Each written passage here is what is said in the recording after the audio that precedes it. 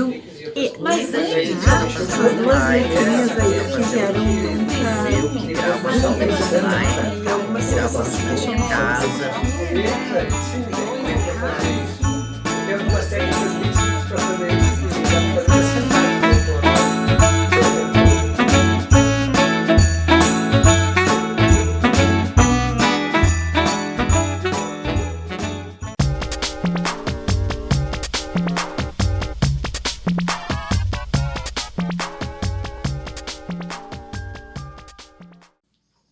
Olá, tudo bem? Bem-vindos para mais um bate-papo aqui no nosso canal do YouTube do Sind Bancários. Eu sou Adriane Azevedo e estou aqui para conversar novamente com vocês, sempre sobre assuntos pertinentes à arte, ao teatro. E nós conversamos em uma outra aula passada sobre a dramaturgia. Depois conversamos sobre as adaptações. E todas estas histórias que são contadas são fruto da imaginação da pessoa que escreve, do escritor, do dramaturgo. Mas nem todas as histórias são assim. Algumas histórias são recolhidas pelos escritores da tradição oral. É uma outra forma de se contar história, é recolher essa tradição oral que é tão rica no nosso país, no Brasil, e aqui no Rio Grande do Sul não seria diferente. Essas histórias que são contadas de pai para filho, são passadas de boca em boca, como, por exemplo, os causos, as lendas, as nossas lendas, famosas lendas gaúchas. Nós temos aqui no Rio Grande do Sul um manancial muito grande de histórias, de causos acontecidos, e sempre que eu falo sobre lendas, sobre causos, as pessoas perguntam como surgem essas histórias, como surgiram essas histórias da tradição oral. Essas histórias são verdade, essas histórias são fake news. Às vezes as pessoas me perguntam, uma lenda é uma fake news ou uma lenda é verdade? E aqui no Rio Grande do Sul nós temos grandes escritores que recolheram estes causos e os transformaram numa narrativa, como o grande Simões Lopes Neto. Simões Lopes Neto foi um pelotense, ele nasceu na cidade de Pelotas e ele desenvolveu muitos projetos durante a vida. Ele era muito criativo, ele era um artista e, como todo artista, ele era inquieto, ele não conseguia ficar parado, então ele inclusive inventou uma fábrica de cigarros, por exemplo, que ele chamava de marca diabo, porque as pessoas diziam que cigarro é esse antigamente, quando era muito ruim, dizia, é marca diabo. Então, e ele inventou esse cigarro, fez uma fábrica de cigarros e colocou o nome de marca diabo, teve problemas com a igreja. Ele sempre foi muito inventivo. E então o Simões Lopes Neto, é um dos que recolhem estas lendas. Nós vamos falar um pouquinho hoje sobre as nossas lendas aqui do Rio Grande do Sul. Então, como é que surge uma lenda? Como é que surgem essas histórias orais? Não é nem verdade nem mentira, muitas vezes um pedacinho de verdade que surgiu e foi aumentado pelo povo. Nós aqui no nosso canal contamos algumas aulas atrás, vocês podem procurar, com a minha amiga Liane Stiller, a lenda do Negrinho do Pastoreio, justamente recontada por Simões Lopes Neto. E nessa lenda, no Negrinho do Pastoreio, no início, a Liane canta uma música que explica mais ou menos o que é uma lenda. Então lá diz: uma lenda é uma história, não se sabe se aconteceu ou não. Quem conta jura que é verdade, quem ouve se impressiona de montão. São fatos reais e históricos misturados com a imaginação. Por isso é que a lenda é uma história curiosa que mexe com a nossa emoção. E é verdade, as lendas, elas contam normalmente muitas coisas nossas aqui do Rio Grande do Sul, então mexe com a gente, mas se é verdade ou não, ou fake news, como me perguntam. Bom, aqui no livro Lendas Gaúchas, um lindo livro que contém quase todas as nossas lendas, diz aqui: lenda, tradição popular, narração escrita ou oral de caráter maravilhoso, na qual os fatos históricos são deformados pela imaginação popular ou pela imaginação poética. Então, uma lenda, ela vem de um fato normalmente que acontece e que o povo então daí vai aumentando este fato até ele virar esta lenda. E os escritores, como o Simões Lopes Neto, nós temos muitos outros que fizeram isso, Barbosa Lessa, Câmara Cascudo, e muitos outros escritores aqui no Sul, eles também recontaram estes causos, estas lendas que o povo comenta e que vão se transformando ao longo do tempo através dessa narrativa oral. Vocês sabem, quem conta um conto aumenta um ponto. Então a narrativa oral vai aumentando, aumentando, aumentando, até que de repente essa lenda ela vira uma história bem cheia de detalhes e de riquezas, e muitas vezes a gente não sabe nem de onde saiu esta lenda. Muitas vezes a gente também consegue descobrir qual foi a origem, o fato que deu vida, que deu origem a esta lenda que a gente conhece tão bem. Então, aqui no Sul, nós temos muitas lendas e eu vou mais ou menos mostrar para vocês como é que surge uma lenda. Para vocês verem de que forma essa tradição oral vai virando, então, uma história, que não é uma história como as outras que eu falei para vocês da dramaturgia, das adaptações, que é criada pelo escritor. É uma história que o escritor recolhe da tradição oral. Por exemplo, a cidade de Encantado é uma cidade do Rio Grande do Sul, que fica ali no vale do rio Taquari, e para chegar a esse local, antigamente, não existia estradas e as pessoas normalmente subiam o rio Jacuí para chegar até o Vale do Taquari, onde não existiam também cidades. Era tudo campo, como no início do nosso Rio Grande do Sul. Inclusive, como eu conto na lenda do Negrinho do Pastoreio, muitas vezes não existia dono também na terra. As pessoas chegavam no local, cercavam a terra e diziam: é minha. Então era assim que funcionava. Então os barcos subindo o rio Jacuí, eles passavam normalmente para chegar ao Vale do Taquari por uma ponta de terra que adentrava o rio. E os barcos subindo por ali, muitas vezes à noite, à tardinha, as pessoas avistavam um vulto naquela ponta de terra que adentrava o rio. As pessoas descreviam cada uma esse vulto de uma maneira diferente. Para algumas, ela era um vulto escuro e alto e grande. Para outros, o vulto tinha escamas. Para alguns, o vulto tinha pelos. Então, as pessoas não sabiam o que era aquilo. Tinha gente que não enxergava nada, tinha gente que enxergava o vulto assim, tinha gente que enxergava o vulto assado. Então, esse vulto foi sendo chamado de Encantado. Por quê? Porque ninguém sabia o que era. Então passava ali na ponta, vai passar cuidado, vai passar na ponta onde tem um encantado. O encantado, encantado. Então a ponta já começou a ser chamada de ponta do encantado.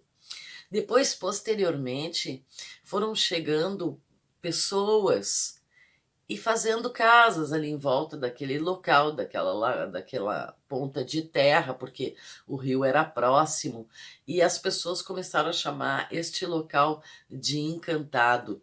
E esse pequeno povoado foi virando uma vila e depois uma cidade, e essa cidade, até hoje no Rio Grande do Sul, tem o nome de Encantado. Então, é dessa forma, mais ou menos, que começam as lendas. Alguém viu um vulto, nem sabe mesmo o que que era. Então, já foi se tornando a ponta do encantado. E essa é a lenda da cidade de Encantado, aqui no Rio Grande do Sul. Temos também, por exemplo, a cidade de Lagoa Vermelha. Lagoa Vermelha tem uma história com os índios, porque dizem que os padres aqui que vieram para as reduções, né, as missões jesuíticas, eles catequizavam os índios e muitas vezes os índios sabiam onde tinha ouro e materiais e metais preciosos e pedras, mas para eles isso não tinha muita importância, porque o ouro não era um metal que se pudesse fazer objetos com firmeza, e que como ferro. Então, para os índios, o ouro não tinha muita importância. Eles utilizavam mais para fazer as esculturas de dentro das pequenas igrejas que esses padres construíam.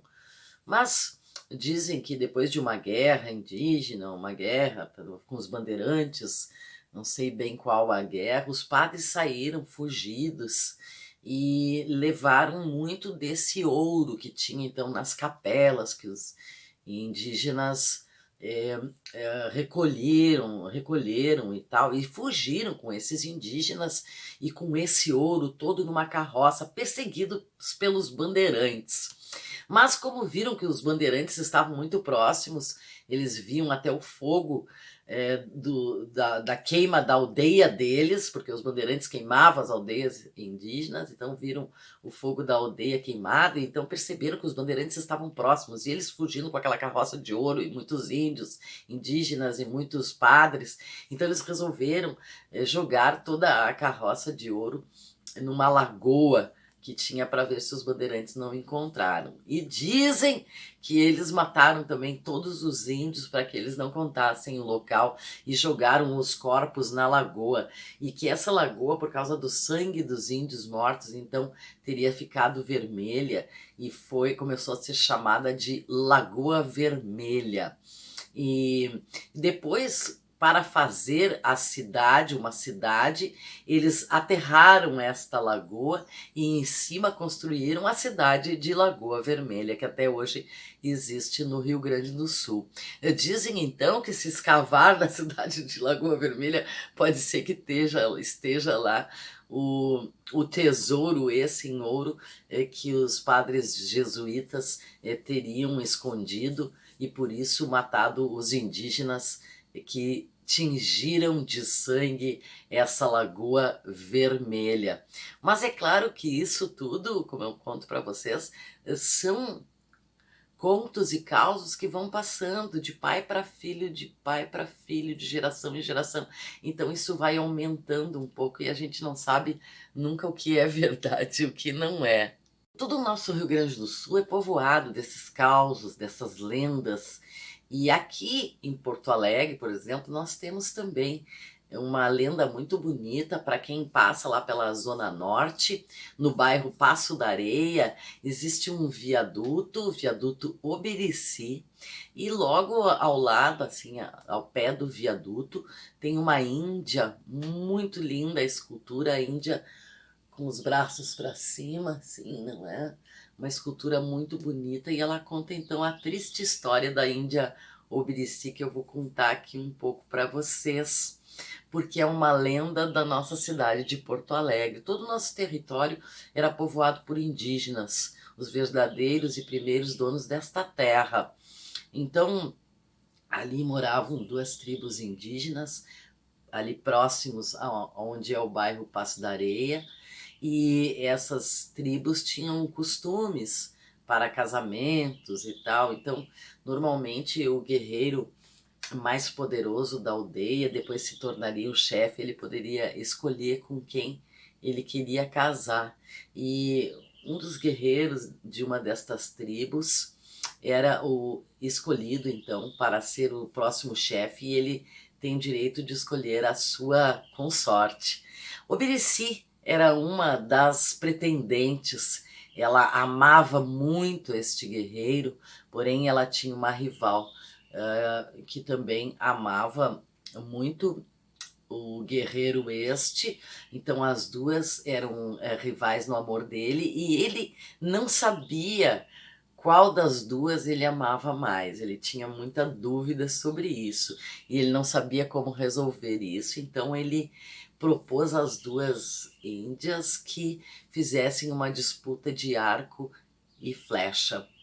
Obirici, na hora da disputa, estava tão nervosa porque amava tanto, tanto, tanto esse índio que ela não conseguia pensar em não ficar com ele. Então, nervosa, ela erra o alvo na hora de, não é, de fazer a prova, e a outra índia, firme, consegue acertar o alvo. Então, Obirici vê o par enamorado se afastar para o casamento, enquanto ela ficou sozinha, e ela então de tristeza se afasta da aldeia para chorar. E diziam que nessa parte ali do Passo da Areia, que tem esse nome por causa disso, que era uma área muito arenosa da cidade. E dizem que então Obirici se afasta para essa área arenosa e começa a chorar e a chorar, e implorando a Tupã que a levasse, porque ela não conseguiria ficar ali vendo o seu amor casar com outra. Então ela chora, chora, chora, e esse choro de Obirici vai se transformando num riozinho, num pequeno riacho que vai correndo entre essa areia. E então, quando vão buscar Obirici, o pessoal da aldeia se dá conta que Obirici não está, chega lá, Obirici não está mais, está só aquele riacho, que ela se transformou naquelas lágrimas, porque Tupã fez a vontade dela. Então, em vez de deixar ela vendo todo aquele amor dos dois, ela se transforma num riacho. Um riacho que existiu até um tempo atrás, ali no Passo da Areia, que tem esse nome, por causa dessa areia que tinha. Então esse riachinho existia mesmo. Ele depois foi tapado, não é, para que a cidade conseguisse seguir, não é, a sua expansão. Ele foi tapado, e então ali agora, em homenagem a Obirici, tem uma estátua no Passo da Areia, local que também tem esse nome por causa dessa areia que tinha. Então a lenda da Obirici é uma lenda aqui de Porto Alegre, tão bonita e triste. O que é muito bonito e interessante, e com essas lendas, esses causos, essa tradição oral, a gente pode conhecer a história de um povo, pode conhecer a origem das cidades. E assim, existem lendas aqui muito bonitas. Vocês, se quiserem, procurem livros como esse, das lendas gaúchas. Aqui tem lendas como o Boitatá, o próprio Negrinho do Pastoreio, o Boi das Aspas de Ouro, que é uma lenda lindíssima, as Torres Malditas. Quem é que sabe que na Igreja das Dores foi construída uma torre, estava sendo construída uma torre quando um negro escravizado foi acusado de roubar objetos de dentro da igreja, objetos que seriam para o enfeite dessa igreja, objetos de ouro, estatuetas de ouro, e ele disse que não era o culpado, e mesmo assim eles condenaram ele e o mataram, provavelmente enforcado, que era na época.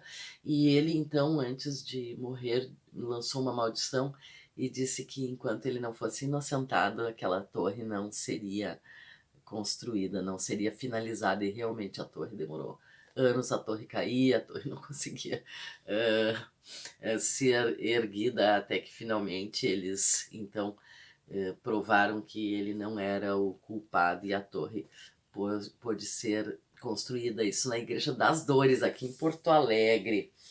E a Serra do Caverá, a lenda da erva mate, o lunar de Cepé, Cepé Tiaraju, né, nosso grande herói indígena, também existe uma lenda muito bonita sobre ele. o Arroio do Conde, São José do Ouro, a Lenda do Quero-Quero, a Lagoa do Parobé, o Cemitério dos Barbosa. Então, as lendas, a Salamanca do Jarau, que é contada também por Simões Lopes Neto e seu narrador Blau Nunes. Então, vocês têm muito material para estudar as lendas e entender um pouco da origem dos nossos povos. Eu gosto muito das lendas, dessa narrativa oral, que não se sabe de onde saiu muito bem, mas como colocado ali naquela explicação inicial, às vezes é um pequeno fato, às vezes é um fato histórico, às vezes é esse pequeno fato que da Lagoa do Encantado, da Lagoa Vermelha, e desse fato vai indo uma narrativa oral e o povo vai aumentando um pouquinho, e aí então essa lenda vai se criando. E vocês sabem, aqui nós temos então, como eu contei lá, a beleza da lenda do Negrinho do Pastoreio, em que as pessoas acendem uma velinha para que ele ache os objetos perdidos. Para quem quiser, então, é só ir lá um pouquinho para trás aqui nas nossas aulas, assistir aqui que eu conto com o auxílio da minha amiga musicista Liane Schiller, a lenda do Negrinho do Pastoreio.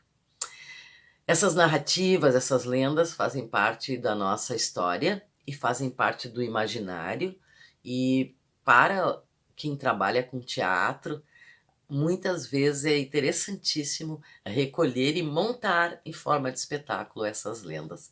Já tivemos muitos espetáculos montados aqui, baseados nesses contos e causos orais. Procurem aí uma lenda, leiam e procurem saber de onde ela saiu, se é afinal uma fake news ou não. Um abraço, fiquem bem, uma boa semana, se cuidem, usem a máscara e até a próxima semana. Um beijo!